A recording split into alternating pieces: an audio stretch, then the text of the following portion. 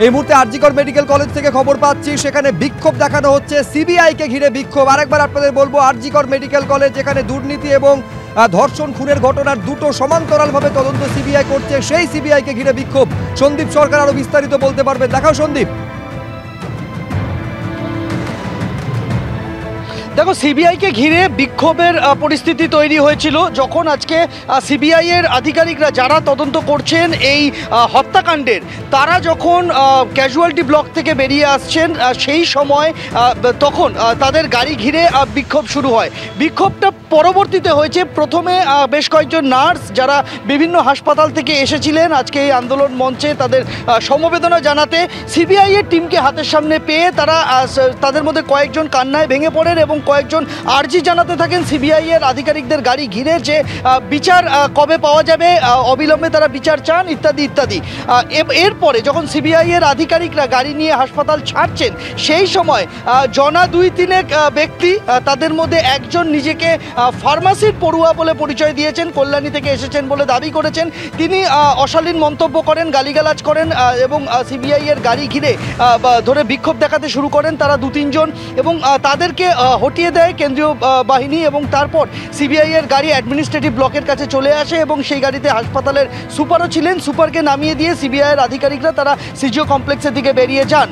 প্রথম অবস্থায় আজকে আমরা যেটা দেখতে পাই যে বেশ কয়েক ঘন্টা, আজকে বিকেল থেকে এই সন্ধে পর্যন্ত প্রায় ঘন্টা 2.5-3 সিবিআই এর আধিকারিকরা তারা চেস্ট মেডিসিন ব্লকে সেমিনার রুমের সংলগ্ন জায়গায় সূত্রের খোঁজে তারা এসেছিলেন।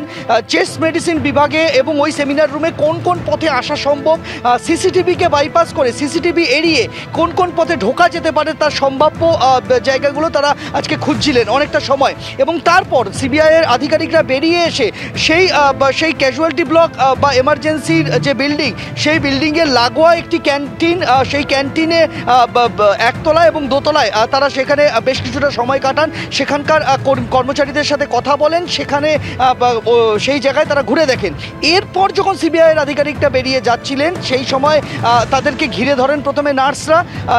নার্সদের মধ্যে কয়েকজন যারা অন্যান্য হাসপাতাল থেকে আসা নার্স, তারা সিবিআই এর কাছে বিচারের আর্জি জানাতে থাকেন, বেশ কয়েকজন কান্নায় ভেঙে পড়েন।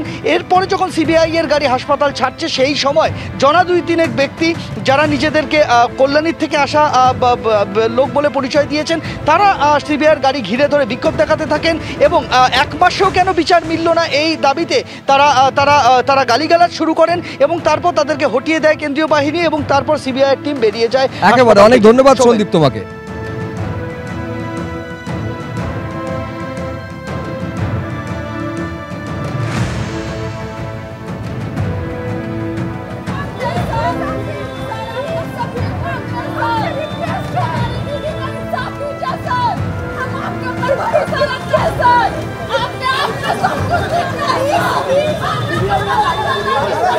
सचिन बोल आ जा इधर आ जा।